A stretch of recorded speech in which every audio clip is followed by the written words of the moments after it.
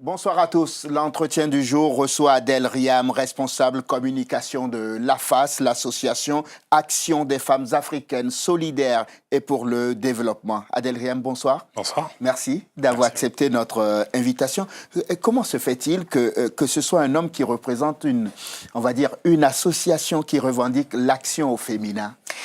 Justement, c'est une preuve, quelle meilleure preuve de sa façon de traiter les sujets qui touchent au féminin, d'être ouvert, d'avoir d'abord l'esprit ouvert, et puis il n'y a pas forcément de segmentation ou de discrimination encore à apporter dans ce domaine-là, vu que l'un des principaux objectifs de l'association est justement de lutter contre les discriminations.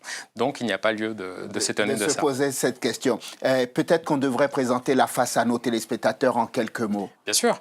Alors l'AFAS, comme vous l'avez dit, c'est l'Association des femmes africaines solidaires pour le développement. Elle a été créée par Madame Bintou Mlongo en 2001.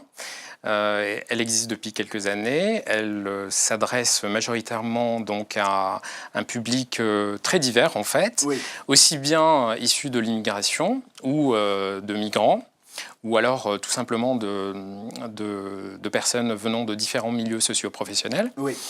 Elle se focalise surtout dans la lutte contre les discriminations, dans l'insertion socio-professionnelle et dans l'accompagnement aussi. Dans l'accompagnement dans l'entrepreneuriat, mais aussi dans l'éducation et la formation. Si j'ai bien compté, donc ça fait quoi, 17 ans que cette association existe. Elle est gérée par une femme. Vous pouvez me rappeler son nom? Elle est gérée par des femmes. Des femmes, et la présidente est Bintou Mlongo. Qui est du RDC, elle vient du Kivu. On a 12 pôles, en fait. Il y a 12 pôles à l'association, parmi lesquels la lutte contre la malnutrition, la formation, la lutte contre les discriminations, l'insertion socio-professionnelle. Et donc, chaque pôle a des responsables de pôle, qui sont toutes majoritairement des femmes, en fait, et qui, chacune, à leur mesure, gèrent chaque pôle. Et comme des ruisseaux, et ensuite confluent vers un seul fleuve. Un seul fleuve. Cette association, elle fait quoi? Qu'est-ce qu'elle fait concrètement? Donnez-moi un exemple. Un exemple, par exemple, là, nous accompagnons un jeune Angolais qui vient donc d'Angola. Il vient faire ses études et là, il fait un master il fait un master de tourisme, en fait. Et donc, nous, on l'accompagne dans un projet, par exemple, pour faire mieux connaître son pays, mais de façon responsable, c'est-à-dire en étudiant les besoins des populations locales, comment participer au développement de l'économie aussi locale, comment rendre la visibilité plus impactante, si vous voulez. Et du coup, on l'accompagne en structurant son projet, en le formant aussi, en essayant de décrocher des stages, par exemple, pour la personne. Et on l'accompagne jusqu'à l'aboutissement du projet, en espérant qu'il réussisse. Et une fois qu'il réussit, à ce moment-là, nous, on est très heureux aussi que la personne soit parmi les premiers à promouvoir l'action que fait notre association. Est-ce que j'ai bien compris, l'AFAS fédère d'autres associations? J'ai bien compris. Tout à fait. Et ce sont vous dites que c'est pour booster l'entrepreneuriat au féminin. Comment s'y prend-elle pour faire ça? Alors, le public qui vient voir AFAS est principalement féminin, parce qu'il s'agit d'abord de mères de famille, tout simplement, donc qui ont à charge des enfants, qui souvent travaillent à temps partiel et donc éprouvent beaucoup de difficultés, des fois, à se retrouver, à joindre les deux bouts. C'est aussi des difficultés économiques, liées aussi aux discriminations, liées aussi parfois aux violences qu'elles subissent, parce qu'il faut savoir savoir aussi que AFAS accompagne aussi les femmes qui dénoncent les violences de toutes parts, que ce soit ici ou dans le pays de départ. Donc du coup, forcément, le public naturel est déjà féminin et du coup, elle s'adresse d'abord à ces femmes-là en essayant de leur donner un sens de mieux maîtriser, de mieux gérer leur destinée et de se prendre en charge, c'est-à-dire de devenir acteur dans la société. Et du coup, voilà pourquoi est-ce que principalement la population est féminine et c'est normal. Et donc du coup, plusieurs membres qui ont fait partie et qui font toujours partie de l'AFAS se sont tournés vers l'insertion socio-professionnelle, ont fondé leurs propres associations et ont pu émerger et font toujours partie donc, du groupe. De la grande famille AFAS. Tout à fait. Si je vous dis échelle, ça vous inspire quoi? Ça m'inspire déjà dans le sens d'ascension. En fait, Échelle, c'est l'un des deux clubs de l'association. En fait, il y a... C'est pour que vous m'en parliez. Justement. Je vous dis ça. Donc, en fait, il y a deux clubs à l'association AFAS, le club Entreprendre au féminin et le club Échelle. Donc, les deux sont en partenariat avec le GRDR, qui est un organisme, c'est une association internationale en droit français, en fait, qui est migration, citoyenneté et développement. Donc en fait, ces deux associations, et surtout Échelle, accompagnent des femmes, comme je vous l'ai dit, dans le quotidien, pour structurer leurs besoins en formation, par exemple, en donnant des points de droit. Par exemple, comment créer sa structure, comment entreprendre, comment la gérer, comment gérer sa communication, comment gérer son budget, comment parler aux banques, comment attirer à soi des adhérents ou des clients et générer une activité qui, à terme, suffit de soutenir la personne et de la faire sortir par le haut. D'où la citation qui est sur votre site internet. Oui. La citation, c'est un coup de cœur de notre présidente Bintou Milongo, donc, qui veut bien dire... En fait, je pense que c'est un mot très important de décalage, parce qu'on a plus tendance à penser qu'on a toujours besoin d'aide, alors que des fois, on a plus besoin d'appui. Tout simplement pour faire ressortir le meilleur de ce qui est en nous. Et donc, du coup, c'est dans ce sens-là que cette citation est très parlante. Donc, si tu penses m'aider... reste là où tu es, mais si tu penses m'accompagner... avancer avec moi, alors tu es le bienvenu. Exactement. On va avancer. On va parler de quelque chose que vous organisez en juillet prochain.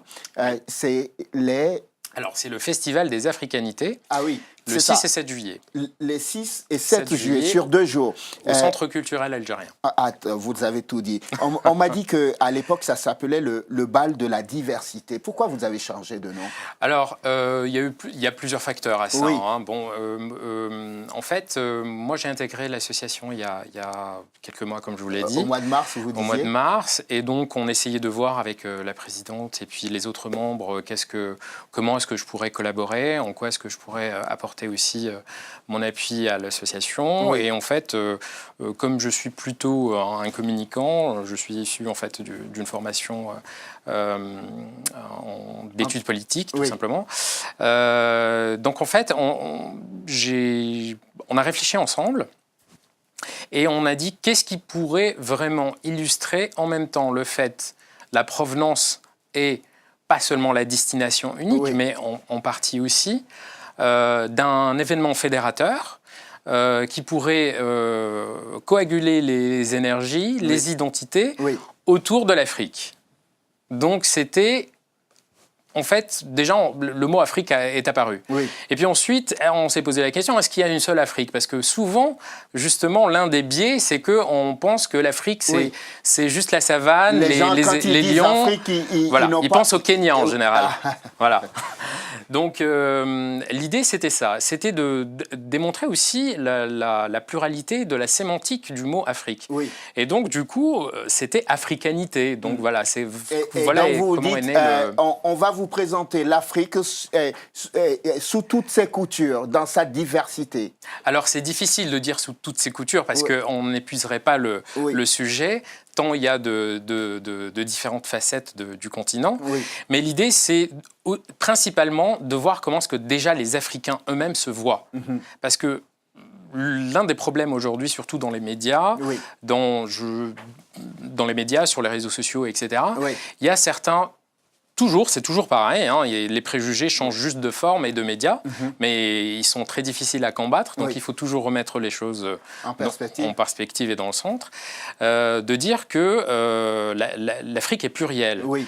Donc c'est d'abord comment est-ce que les Africains se perçoivent. L'Afrique, il y a plusieurs régions, le Maghreb, l'Afrique subsaharienne, l'Afrique de l'Est, de l'Ouest, l'Afrique du Sud, donc avec des populations différentes, des langues différentes, des cultures différentes, des religions différentes. Oui. Des modèles économiques différents, des politiques différentes. Voilà, donc c'est vraiment un élément protéiforme et on ne peut pas le résumer tout simplement par un seul mot, surtout au singulier. Donc il fallait mettre le pluriel. Oui, donc ce festival se tient sur 2 jours. Pourquoi 2 jours? Vous avez tellement de choses à dire? En fait, on a beaucoup de choses à dire et on prend différents canaux pour le dire. Ah. D'abord, le festival est structuré autour de différentes parties. Oui. Donc, il y a d'abord un stand pour les exposants, là où on permet en fait de faire voir l'entrepreneuriat et la dynamique et le dynamisme des entrepreneurs africains. Oui. Qui viennent rencontrer le public parfois pour la première fois. Donc c'est une façon de promouvoir leurs actions et de rencontrer d'autres acteurs du monde économique, politique, associatif et institutionnel. Il y a aussi le stand, il y aura aussi des associations, donc parmi lesquelles des associations partenaires. Oui. Donc là, on va cerner le monde économique et associatif. Donc c'est l'une des principales raisons et l'une des principales activités que l'on mène au sein un des points forts du festival. J'ai vu qu'il y avait un colloque universitaire et dont le thème était l'Afrique, continent de tous les enjeux. C'est quoi l'objectif de Alors vous avez raté un mot, c'était encore.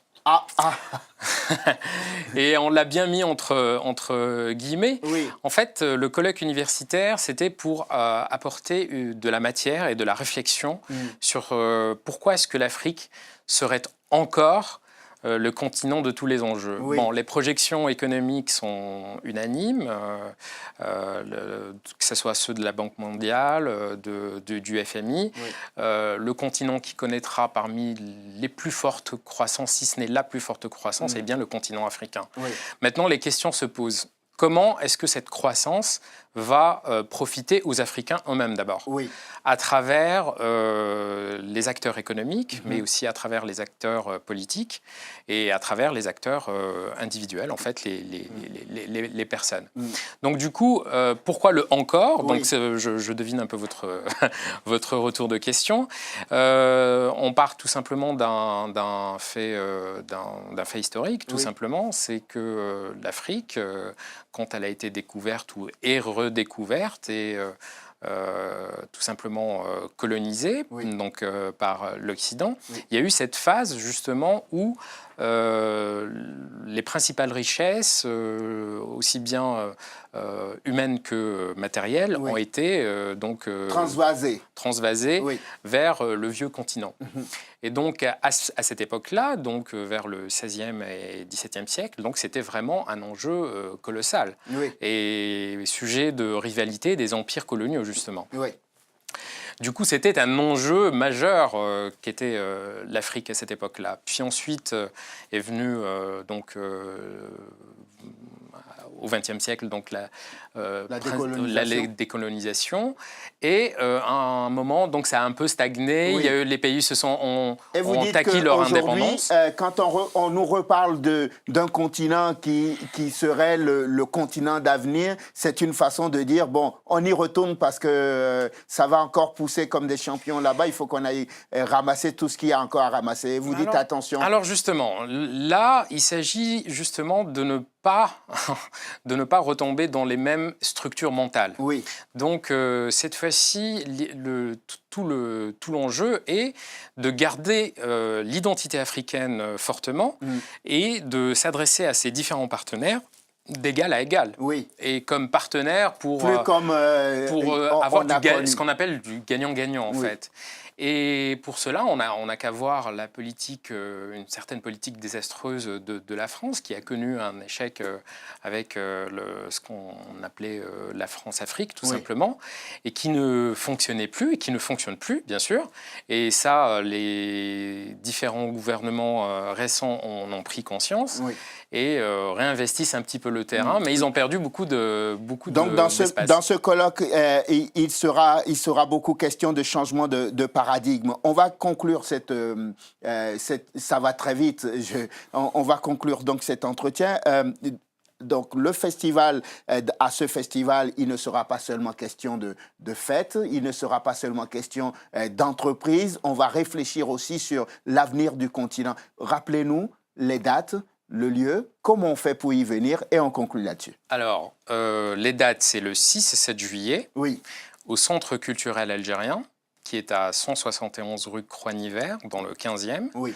On y accède par le métro Boussicot. Et ça dure donc pendant 2 jours, de 10h30 du matin jusqu'à 21h30.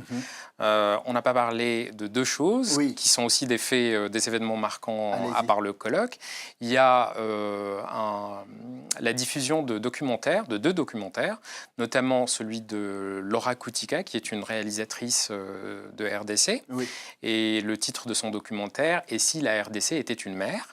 Et le deuxième documentaire, c'est celui du franco-égyptien, du réalisateur franco-égyptien très connu, Samir Abdallah, qui est parmi les premiers à s'être intéressé à la problématique des sans-papiers et qui a été tourné en 1996 et qui s'appelle « Une balade des sans-papiers ». Et donc on évoque justement à travers ça la difficulté déjà à l'époque des sans-papiers, et ça résonne encore aujourd'hui. Comme d'une actualité vraiment brûlante. Donc ce n'est pas un phénomène nouveau. Certes, il y a des vagues plus ou moins fortes, mais c'est un phénomène qui est constitutif, qui est constitutif des sociétés humaines, avec des périodes plus ou moins fortes. Et on termine par 2 concerts, en fait. Un concert le 6 juillet à 19h30. Principalement, il va y avoir du gospel et puis des chants de la République du Congo.